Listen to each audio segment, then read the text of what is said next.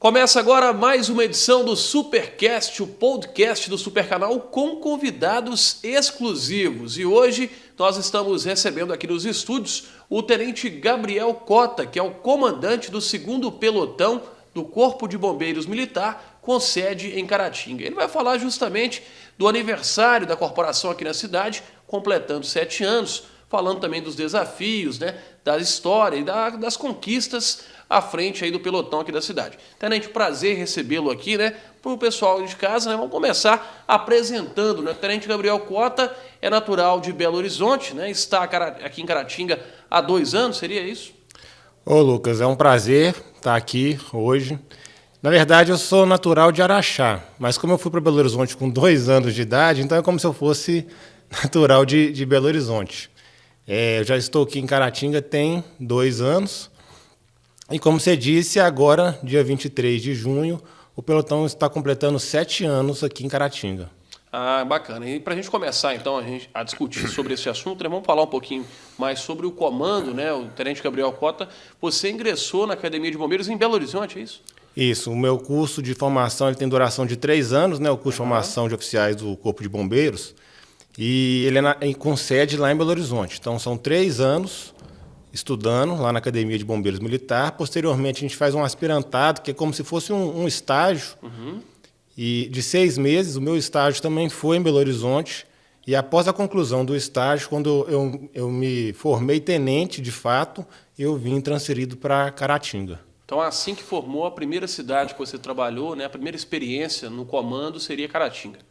Isso, foi Caratinga. A primeira experiência de comando de fração de pelotão que agora está sendo, em Caratinga. Certo. E, Tenente, fala pra gente um pouco mais do seu interesse pela área militar, Há quanto tempo você entrou lá? Tem média de 5 anos, como foi disso, Como você disse. Eu tenho 5 anos já de bombeiro, E eu sou formado em engenharia elétrica. E me chamou a atenção num primeiro momento, porque o concurso para oficiais tem um peso maior nas matérias de engenharia. A gente aprende muita coisa de engenharia durante o curso de formação, mas o curso de formação ele é bem mesclado. A gente também tem bastante matérias de direito, matérias específicas também de bombeiro. O curso de formação também é uma graduação reconhecida pelo MEC. Então, no primeiro momento, eu achei interessante que tinha o concurso privilegiava essas matérias exatas e, além disso, a questão que eu gosto muito de atividade física. Então, a gente, como bombeiro, sempre tem que estar bem fisicamente, sempre tem que estar bem preparado. Então, no primeiro momento, foram as coisas que me chamaram a atenção na carreira. E aí, para fechar com chave de ouro, digamos assim, eu sofri um acidente. Um carro veio na contramão, bateu no meu carro capotou 60 metros, mais ou menos, ribanceira abaixo. Eu tive uma fratura total de tíbia e fíbula. E aí, naquele momento que a gente está lá embaixo, que a gente pensa assim, agora, quem que vai me socorrer, quem que vai me ajudar? Os bombeiros chegaram lá e fizeram o meu salvamento, fizeram o meu resgate. E essa sensação de gratidão é uma sensação tão grande que a gente, às vezes, não consegue exprimir com palavras, Então, eu já tinha essa admiração e, quando eu vivi tudo isso, eu já estava pensando em ser bombeiro, Isso cresceu esse sentimento ainda mais, de eu querer, de certa forma, retribuir para a população, O bombeiro é um amigo certo nas horas incertas. Então, ser esse amigo nas horas incertas, para a gente estar podendo contribuir também com outras pessoas, estar salvando outras pessoas. Então, conjuminou essa história de gratidão com o interesse já pela corporação, e você conseguiu ser aprovado, então acabou iniciando nas fileiras da corporação. Isso, exatamente. Tudo foi combinado. Foi uma coisa, foi combinando com a outra. Levando a outra. Foi levando a outra. Eu estudei, O concurso é um concurso muito, muito concorrido. Na minha época foram 10 mil candidatos para 30 vagas. Então, estudei bastante. Tinha já uma base muito boa da engenharia, então que já me ajudava, nas matérias de peso 3. E graças a Deus consegui lograr êxito no concurso, A aprovação na geral, aprovação né? do concurso. E também no curso, né? Porque são 3 anos que não são fáceis, não. Eu brinco que a carga horária do curso em 3 anos, ela é maior do que a carga horária que eu fiz em engenharia em 5. Então, é um curso de graduação também, né? Só que com toda a disciplina militar, com toda essa questão que envolve o militarismo também, e num período muito curto, né? 3 Exatamente. anos. E você, quando foi, né, iniciou de fato na corporação, foi aprovado, estava apto para atuar como tenente, como é que foi essa designação para vir trabalhar em Caratinga? Tinha as outras opções ou era só aqui a cidade mesmo? Não, existiam outras opções, sim. No curso, o militarismo ele é muito pautado pelo. Fugiu a palavra agora, mas é meritocracia. Certo, meritocracia, sim. Então, o que acontece? Durante todo o curso, a gente vai sendo ranqueado de acordo com as notas que a gente vai tirando nas provas. Obtendo, né?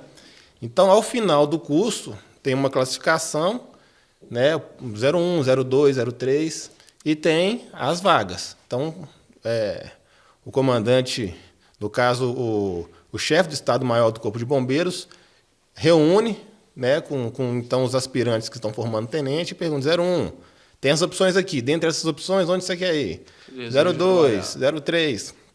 E eu fiquei bem classificado no meu curso, e minha esposa é de Ipanema.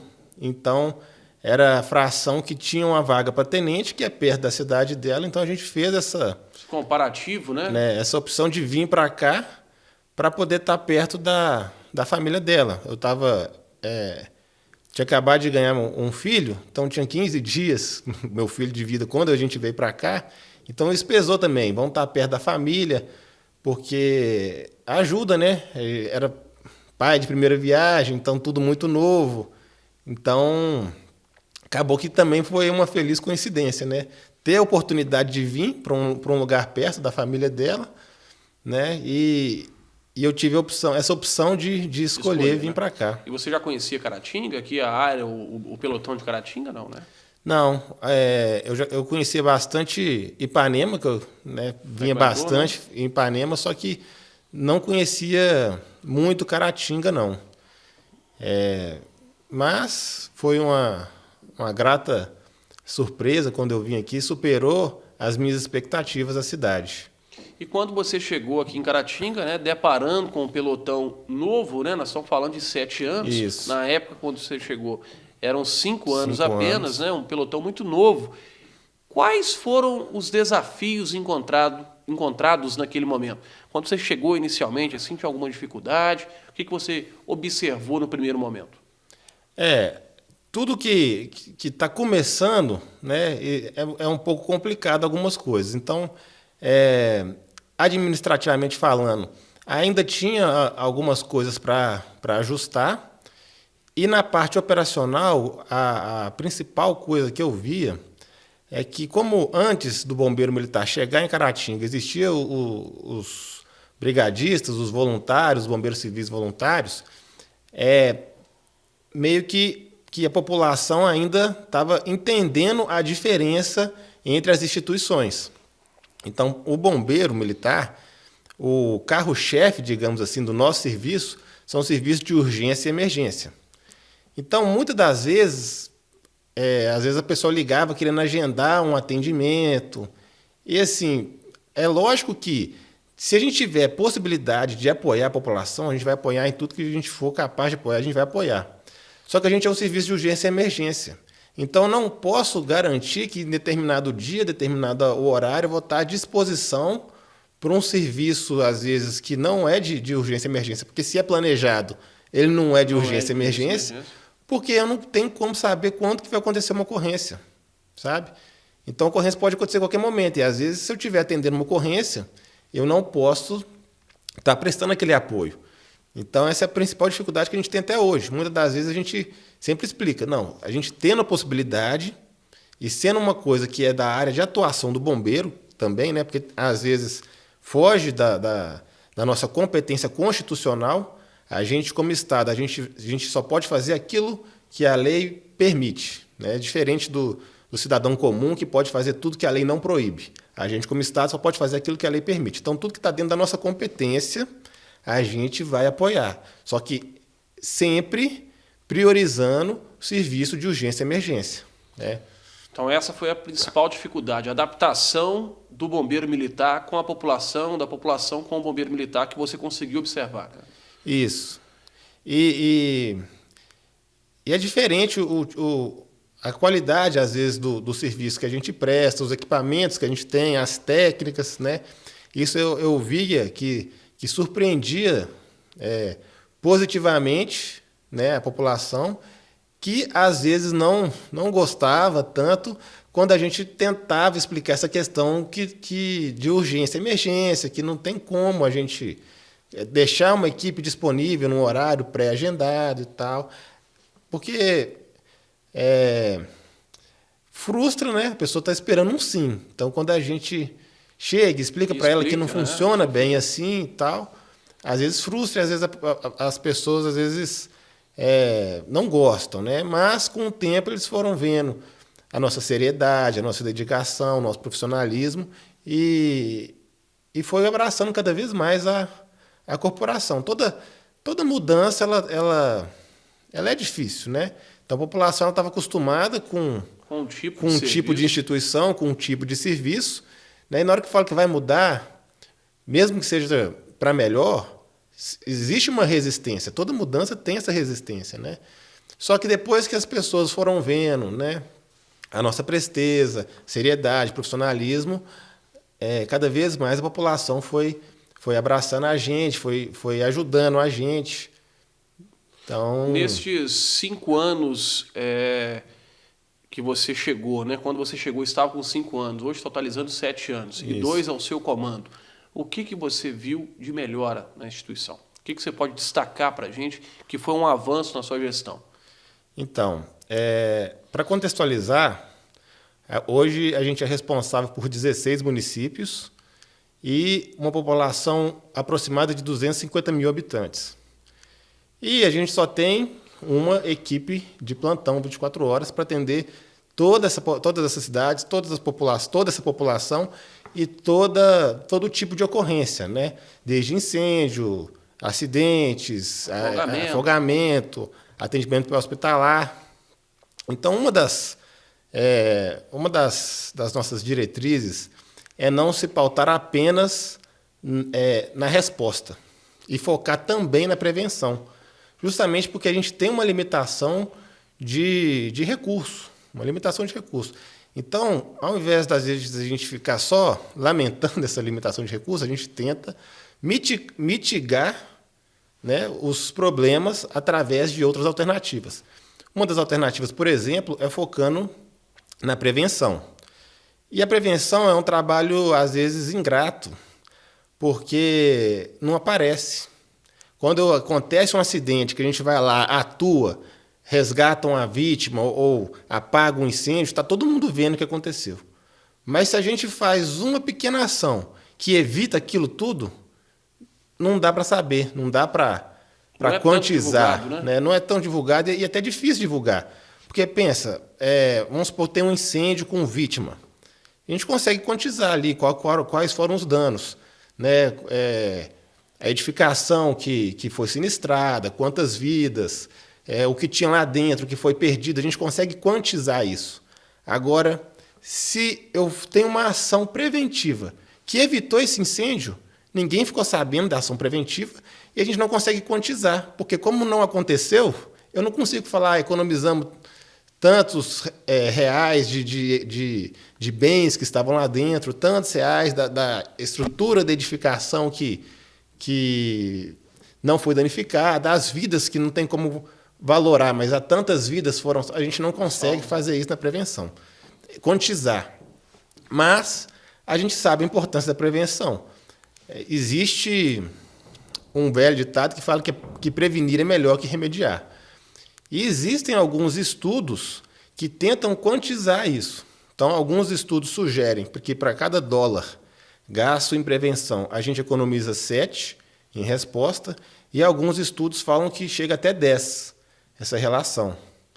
Então, a cada dólar então, que a gente está gastando em prevenção, a gente economiza 10 dólares em resposta. Então, a gente vê que, realmente, como o ditado diz, é melhor prevenir que remediar, mas nem sempre a gente consegue trazer à tona todas as ações de prevenção. Então, uma das coisas que a gente tem atuado bastante para mitigar nossa limitação de recurso logístico para poder estar atendendo toda a demanda é justamente trabalhar na prevenção, que aí na hora que a prevenção acerta, digamos assim, eu não preciso dar aquela resposta. Diminui, né, a carga operacional. Diminui a carga operacional. Tenente, e essa prevenção seria o quê? Para a população entender. Quais esses trabalhos que o bombeiro realiza de forma preventiva? Então, tem algumas coisas que a gente faz. Uma delas a gente faz várias reuniões com todos os municípios da nossa área de circulação, tanto executivo quanto legislativo, trazendo à tona a importância da defesa civil nos municípios. Uma defesa civil forte e bem estruturada, ela vai ser um braço nosso, em cada município, que já vai estar trabalhando na prevenção e mitigação de desastres. E, além disso, já dependendo do tipo de ocorrência que for, já é uma resposta, é uma primeira resposta, digamos assim, né? Essa é uma das coisas que a gente faz, é trabalhar com fortalecimento da defesa civil dos municípios.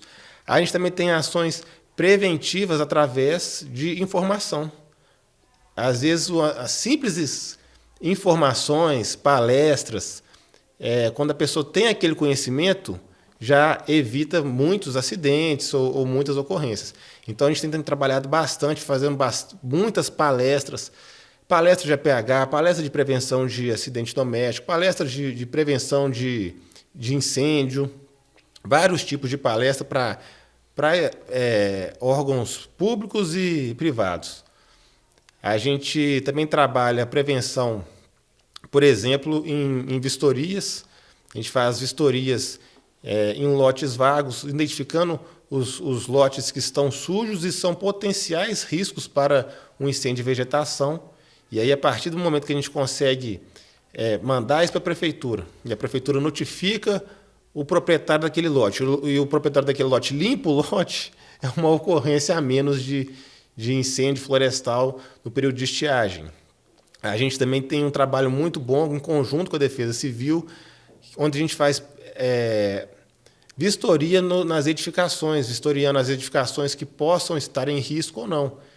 Quando a gente identifica uma edificação que está em risco, a gente já faz a interdição daquela edificação, tirando as pessoas de dentro dela, preservando a vida das pessoas, antes que venha uma catástrofe, um desastre, né, e a gente tem um prejuízo muito maior. Então, assim, são várias ações pontuais, né? Eu poderia ficar aqui falando várias, mas só para o pessoal entender assim, de um modo geral, o que seria trabalhar também na prevenção. E só para a gente fazer um parênteses neste assunto de vistoria que você chegou a comentar aí, às vezes a gente escuta falar assim, mas o bombeiro foi lá na minha obra e interditou minha obra, porque não tem um projeto aprovado lá, tem que pagar taxa, tem que pagar multa. Isso faz parte das ações preventivas para a garantia da segurança justamente da comunidade e daquele proprietário em si, não é isso? Exatamente. Eu costumo dizer o seguinte, que a gente que trabalha com isso todo dia, a gente tem uma percepção de risco diferente das pessoas.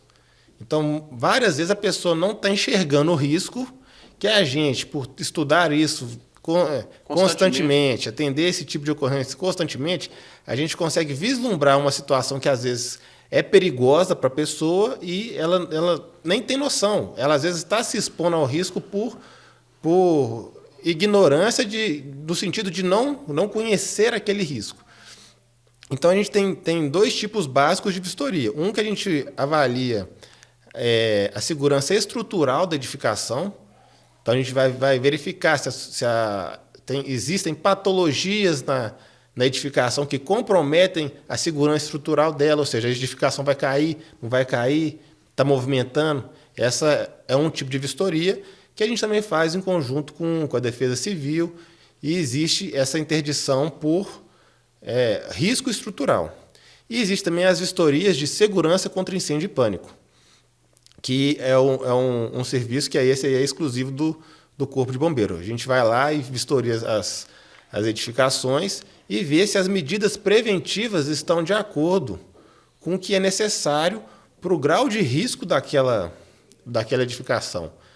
Então, uma edificação que às vezes tem muitas pessoas, uma edificação alta, que dependendo do tipo de atividade que é exercida ali, tem um risco diferente de uma edificação térrea, uma edificação com menos pessoas, uma edificação que tem outro tipo de ocupação. Então, para cada característica de edificação, a gente tem um risco inerente associado.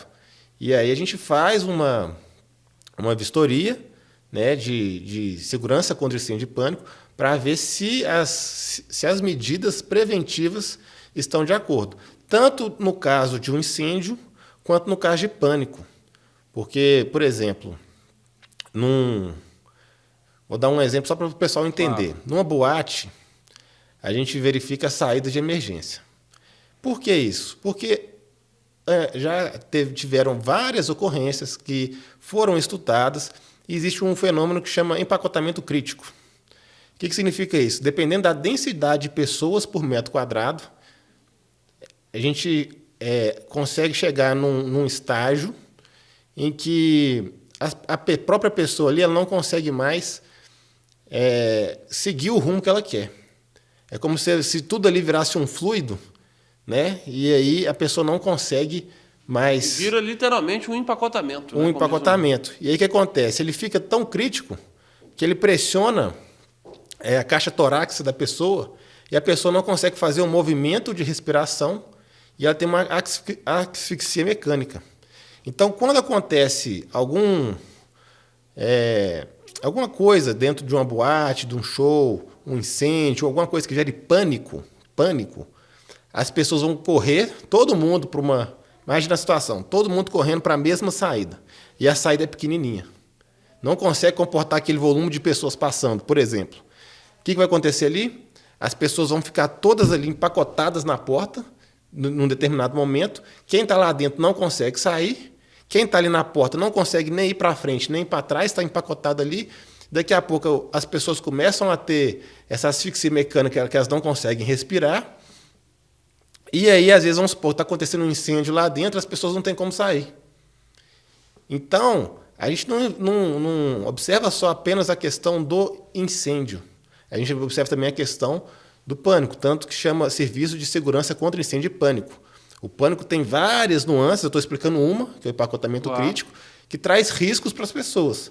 Mas eu te garanto que se você perguntar aí para 10 pessoas, quando você vai no restaurante, você observa as saídas de segurança, você observa se ela tem um tamanho dimensionado corretamente para as pessoas, né, para a quantidade de pessoas que tem lá dentro? Não sabe. Então, o nosso papel é justamente fazer esse serviço.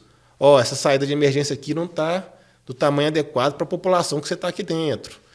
Isso é um exemplo, né? Além disso, é questão também de medidas preventivas, extintor, sinalização de emergência, porque a gente sabe que, assim, às vezes, é fácil a gente achar a saída de emergência no estado normal aqui, de situação normal vamos supor assim, de temperatura e pressão, né? Na CNTP é fácil a gente achar a saída. Agora é no pânico. Na hora que está todo mundo gritando, todo mundo desesperado, que ele corre, sem fica iluminação, difícil. Sem iluminação, né? Sem visibilidade. E, às vezes, uma pequena coisa. As plaquinhas de sinalização que são luminescentes, elas vão brilhar ali no escuro, pode salvar a vida da pessoa. Extintor de incêndio. A gente sabe que o fogo ele se propaga muito rápido. Questão de 3 minutos, um incêndio que começar aqui na sala, ele já toma uma proporção que você já não consegue mais apagar, tem que vir um bombeiro. Só que, se tem um extintor de incêndio, você pode, antes de chegar nesse ponto, já extinguir o princípio de incêndio ali e acabou. Olha o benefício que, às vezes, um extintor de incêndio pode trazer.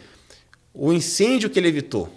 Então, assim, como a gente tem a percepção dessas coisas, a percepção desse risco, dessas coisas, é o nosso papel chegar e mostrar para a população isso. Só que a gente entende que como a pessoa não tem essa percepção de risco, às vezes ela vai falar assim, mas para que isso? Nunca aconteceu.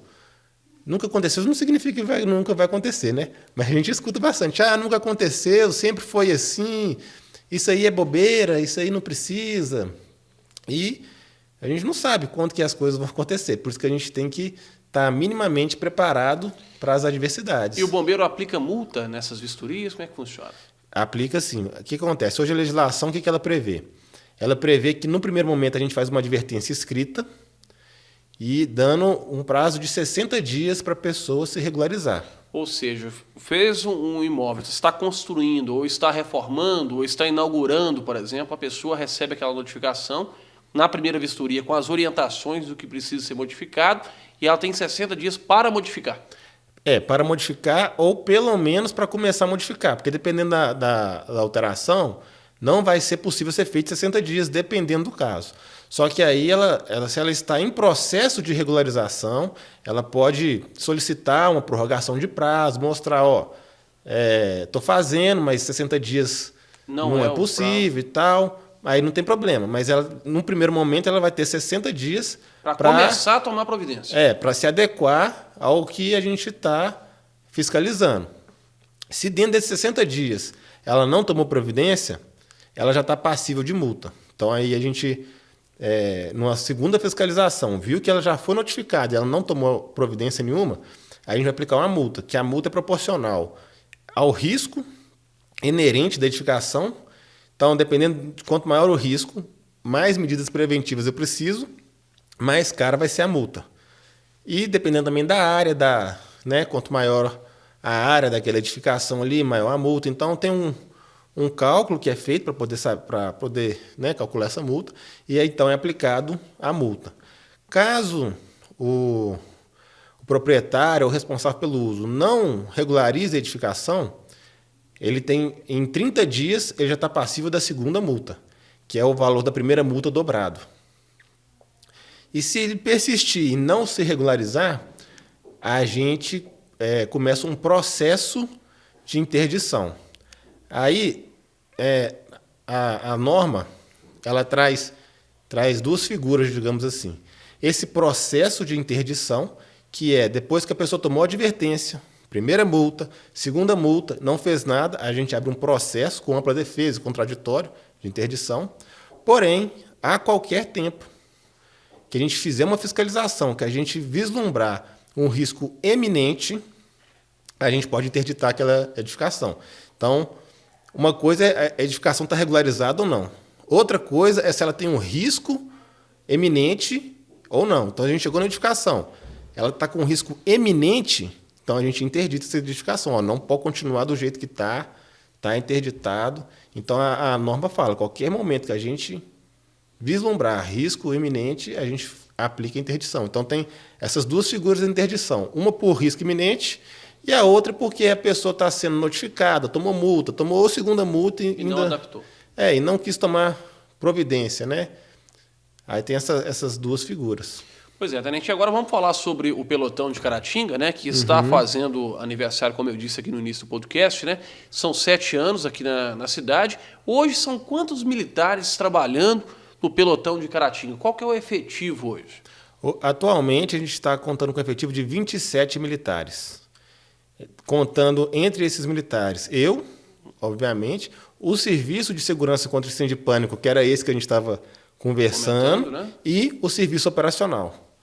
Então, somando todo mundo, né? Hoje a gente tem um efetivo de 27 militares. Em relação a viaturas, como é que está a situação hoje do pelotão?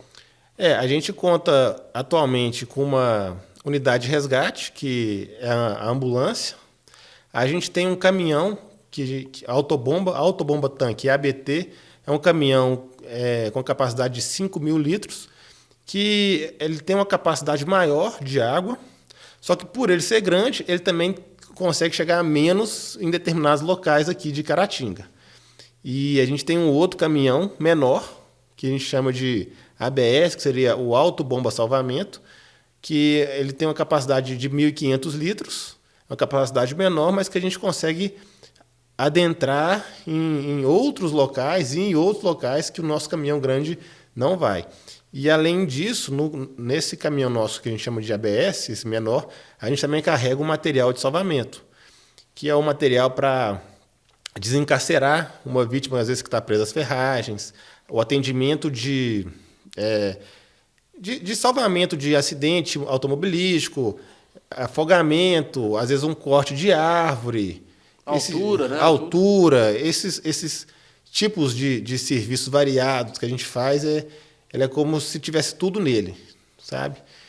E, além disso, a gente também tem 2 Unos, que seriam as viaturas administrativas, né?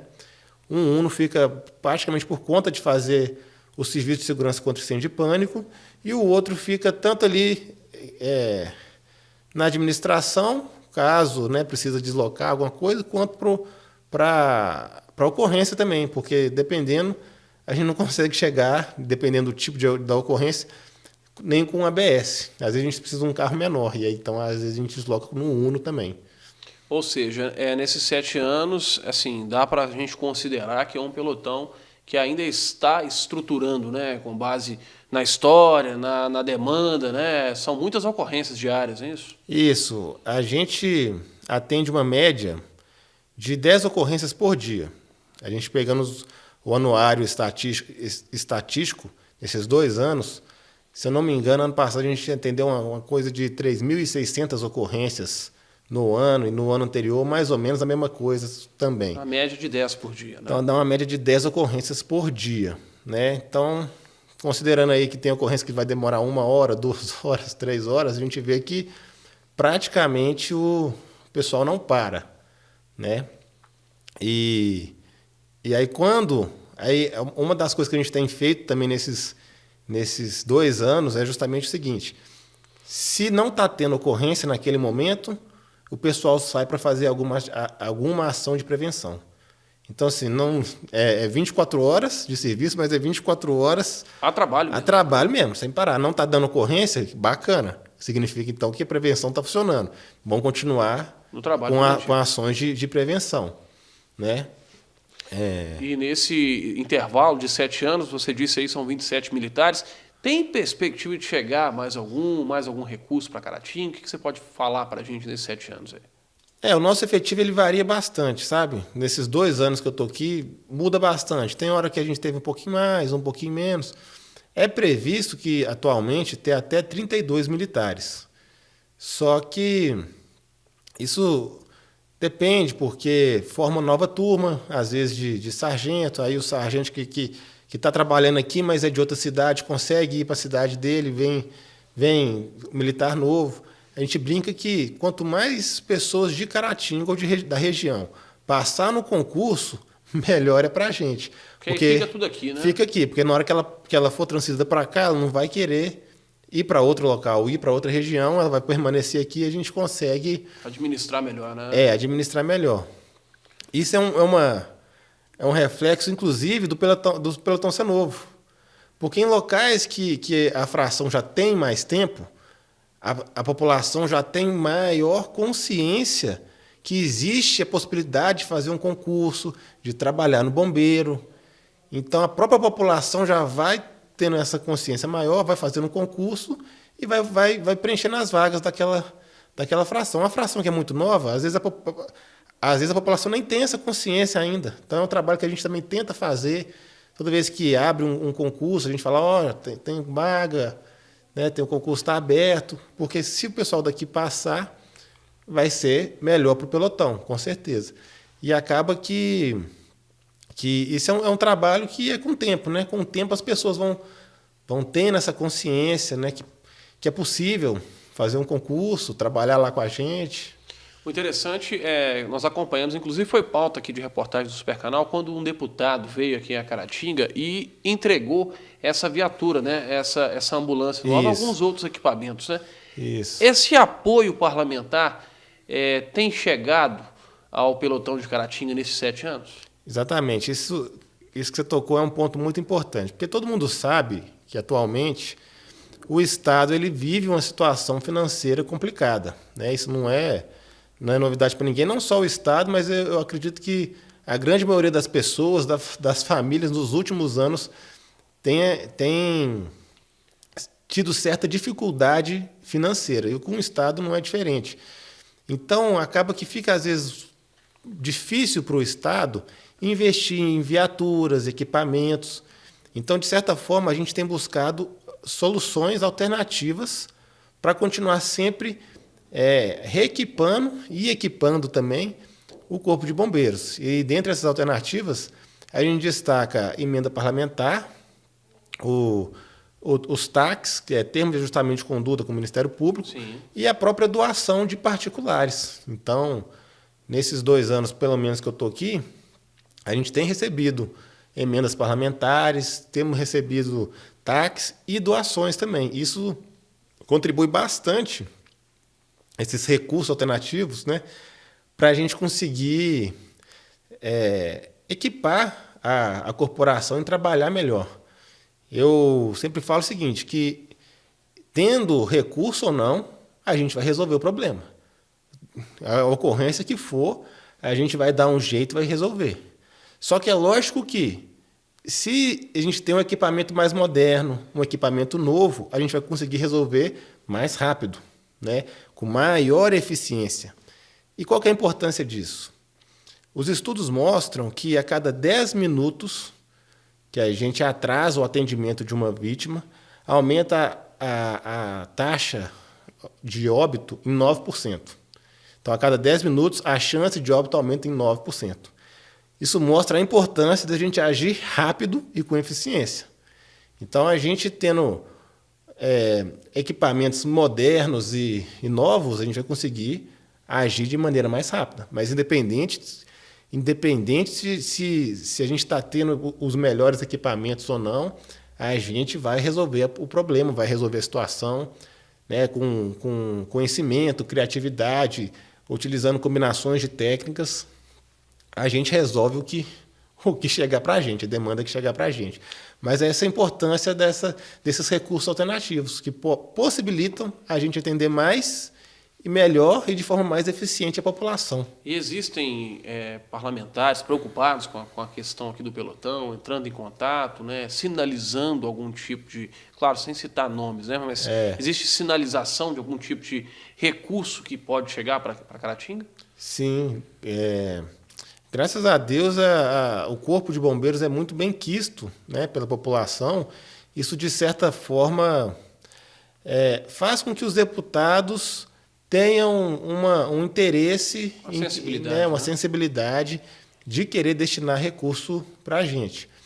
Só que a gente sabe também que os deputados eles têm várias outras demandas, né? Várias coisas que eles têm que atender. Então, nem sempre a gente consegue todo o recurso que seria necessário, que seria bom. Mas cada ajuda que cada um dá, né, na hora que a gente soma tudo, a gente consegue uma estruturação, né, uma equipagem melhor do que se a gente não tivesse nada. Então, um deputado ajuda com uma coisa, às vezes uma empresa, um particular faz uma doação de outra coisa, às vezes a gente consegue alguma coisa com um termo de ajustamento de conduta, vai conseguindo um pouquinho daqui, um pouquinho dali, e a gente vai... A prefeitura também, a gente tem um convênio com a prefeitura ajuda bastante a gente. Então, esses recursos alternativos vão chegando e no somatório de tudo a gente vai conseguindo melhorar. O pelotão de Caratinga, ele pertence à Companhia de Manhuaçu. Isso, pertence à Companhia de Manhuaçu, que por sua vez pertence ao Batalhão de Ipatinga, que está subordinado ao Comando Operacional em Valadares. Certo. Então, em Manhuaçu, no caso, a pronta resposta que se precisar de um apoio seria Manhuaçu primeiro. Depende. Pode ser que seja de Manhuaçu ou Ipatinga, porque como a gente está numa posição geográfica estratégica e até equidistante, mais ou menos. Não é equidistante, mas mais ou menos né? A mesma quilometragem, né? Dependendo do apoio que precisar, pode ser que venha de Manhuaçu ou de Ipatinga. Quem tiver com um recurso mais fácil, mais rápido de ser disponibilizado para a gente. Ou às vezes até os dois ao mesmo tempo, dependendo da complexidade que for a ocorrência, né? Existe a possibilidade do pelotão virar companhia? Existe sim. É a tendência natural, né? A tendência natural é que com o tempo o pelotão vai crescendo e com o passar dos anos se transforme em companhia. Ainda mais tendo o Caratinga, uma cidade de 100 mil habitantes praticamente, né?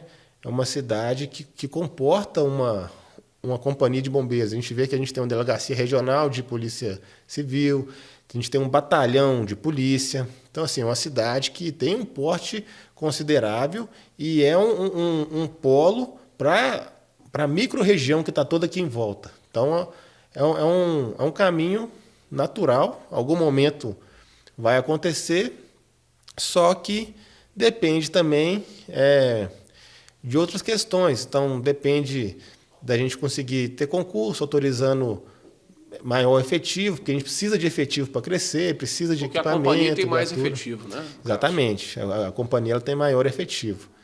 Então, à medida que o corpo de bombeiros, no geral, for crescendo, né, é natural que o pelotão eleve a companhia. Só que, além de elevar as frações, o corpo de bombeiros ele também preocupa muito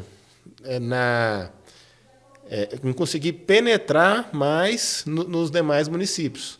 Então, a gente está tendo, recentemente, inauguração de outras frações. Então, tudo isso exige também uma demanda de material, de efetivo. Então, o comando ele tem um planejamento estratégico onde que ele vai avaliando quando que é importante levar uma fração, quando que é importante abrir uma outra fração em outro local. É um assunto muito extenso, né?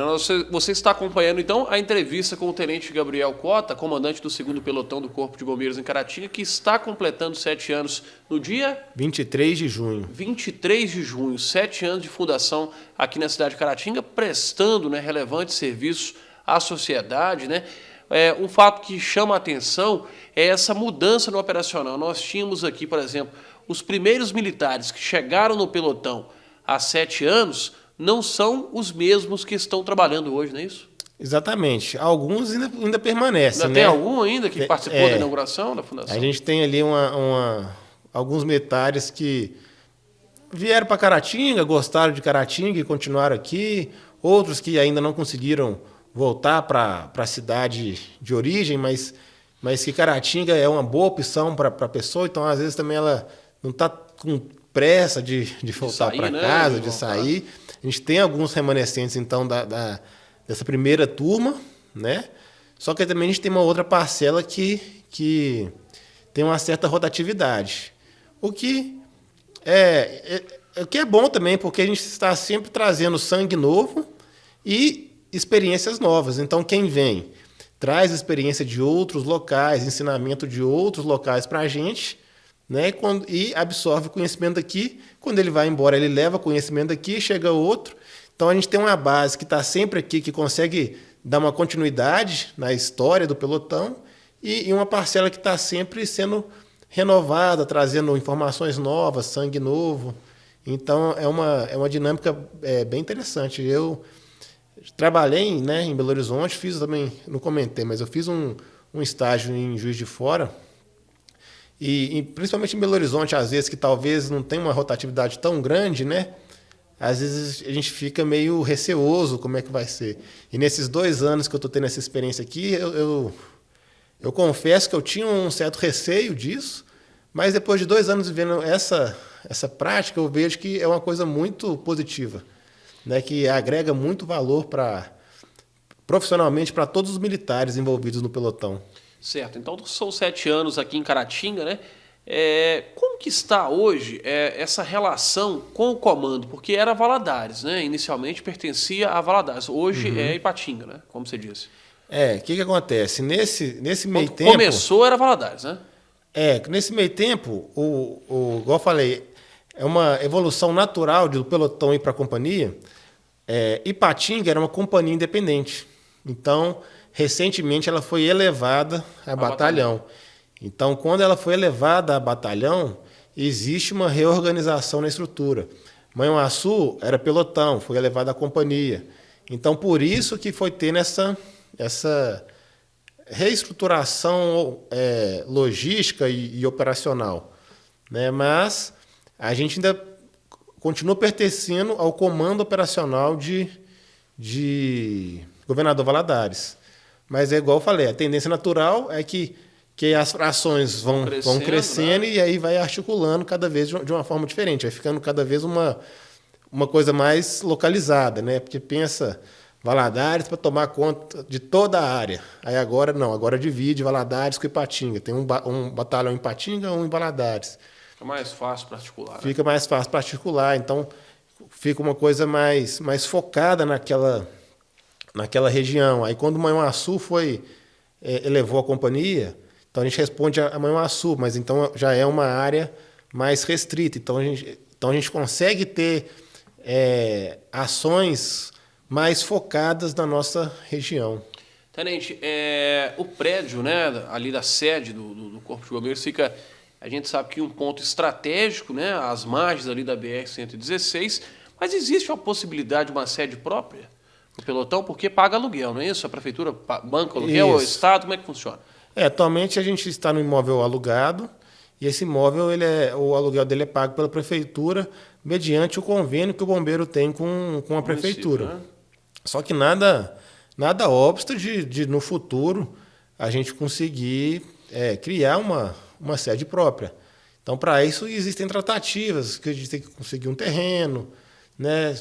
O terreno tem que ser doado para o Corpo de Bombeiros, depois, posteriormente, a gente tem que conseguir as verbas, que provavelmente vão vir através de emendas parlamentares, através de termos de ajustamento de conduta, que a gente sabe que uma construção é um projeto um pouco mais complexo, né?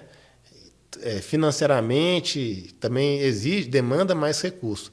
Então, existe sim esse projeto, né? Mas, digamos assim, é um projeto mais a médio e longo prazo. Médio para longo prazo, né?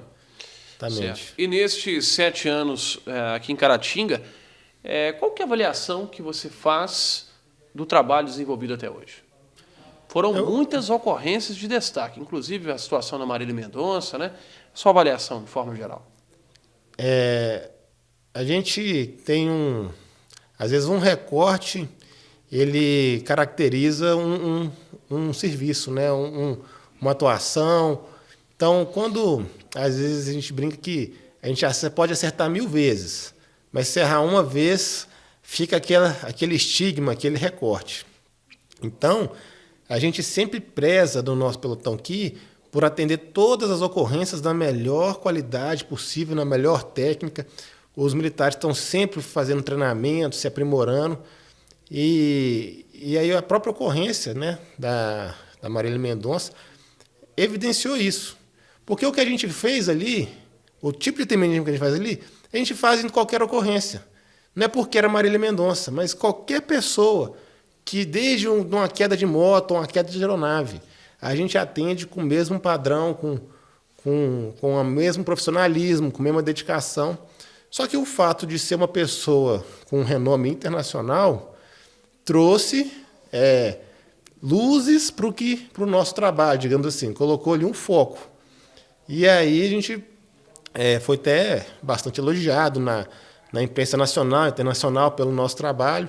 Só que é o que eu estou falando, o que a gente fez ali é o que a gente faz no dia a dia. Então, a gente teve um recorte e hoje a gente tem uma imagem positiva, né, perante a sociedade, perante até quando eu viajo, às vezes, que eu falo que é de Caratinga, o pessoal sempre associa, né, a essa ocorrência e tal, e sempre tem uma visão positiva pelo trabalho que foi desempenhado ali.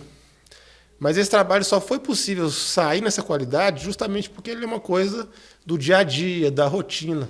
A gente não consegue de uma hora para outra, porque tem uma ocorrência talvez de maior repercussão, mudar num estalar de dedos o nosso tipo de atuação. Então, é uma coisa que a gente vem treinando, vem conversando, né? Vem trabalhando para, a cada dia, atender a população mineira com a maior qualidade possível. Esse é o nosso objetivo. Nesses 7 anos, balanço positivo, então, você classifica? Com certeza, o balanço positivo, a gente vê que as ocorrências, né, estão estão com um atendimento cada vez de maior qualidade. A gente tem visto que a prevenção, de certa maneira, tem funcionado, porque as nossas ocorrências de urgência e emergência, de fato, tem tido uma queda e a nossa quantidade de ocorrências de prevenção tem tido um aumento. Então, a gente vê que, de certa maneira, de certo modo, a prevenção está funcionando, né, em algum ponto, e os militares estão cada vez mais bem treinados, mais bem preparados. É um esforço contínuo. Então, eu vejo que é um balanço positivo, né? Eu imagino que é difícil chegar numa cidade, inaugurar um pelotão, começar um trabalho, né? Só que a gente vê que, graças a Deus, tem dado certo na cidade, né? Tem dado certo na cidade. E qual que é o sentimento do Tenente Gabriel Cota, comandante do pelotão de Caratinga, em estar comandando essa unidade, uma cidade, nós estamos falando aqui de 100 mil habitantes, né? Mais a população em volta, cidades pequenas que circulam aqui, uma mídia forte, uma imprensa forte, como Caratinga, né? É muito parceira do Corpo de Bombeiros de forma geral, né? Mostrando o trabalho, a população, de certa forma, cobrando, né? Das instituições de segurança pública. Para você, enquanto comandante, né? O que representa estar aí nesses 7 anos à frente agora do pelotão?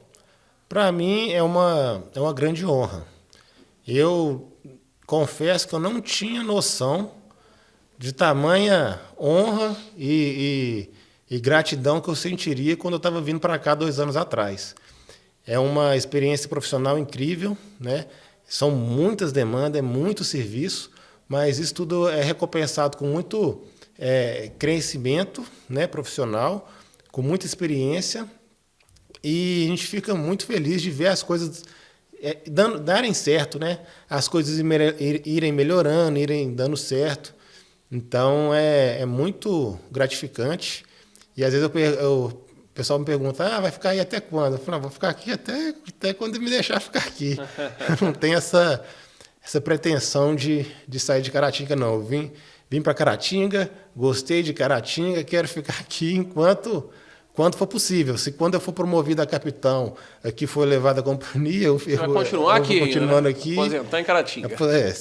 Se der certo, né? Seria uma boa coisa conseguir aposentar em Caratinga ou ficar aqui o máximo de tempo possível, porque é um trabalho muito, muito gratificante, é uma cidade muito acolhedora, a gente vê que tem um potencial aqui em Caratinga muito grande, né? A imprensa joga junto com a gente, é uma imprensa parceira, uma imprensa muito ética. Isso destaca positivamente aqui em Caratinga, é a questão da ética e do compromisso profissional da imprensa. Então, isso facilita demais o nosso trabalho, né? Porque uma coisa é você trabalhar, outra coisa é você ter que trabalhar e ter que ficar tentando explicar alguma coisa que, às vezes, uma mídia maldosa tenta desvirtuar, tirar uma situação do contexto. E a gente vê que aqui não. Aqui toda a imprensa de Caratinga trabalha com muita ética, muito profissionalismo. Isso até chama atenção aos nossos olhos. Isso facilita demais o nosso trabalho, porque aí a gente fica mais tranquilo, que a gente pode simplesmente focar no que realmente a gente tem que fazer, que é atender a população, salvar vidas, prevenir desastres, né? Então é muito gratificante estar aqui em Caratinga. Tenente, para a gente finalizar o bate-papo, o assunto é extenso, né? Nós poderíamos ficar aqui horas e horas, né? É uma instituição muito importante, o Corpo de Bombeiros, que tem de fato um respeito da população de forma geral, né? Eu gostaria, para a gente finalizar, que o senhor desse, né, enviasse uma mensagem para toda a população de Caratinga e todos os militares que atuaram e estão atuando no pelotão de Caratinga. O que eu tenho para falar é o seguinte,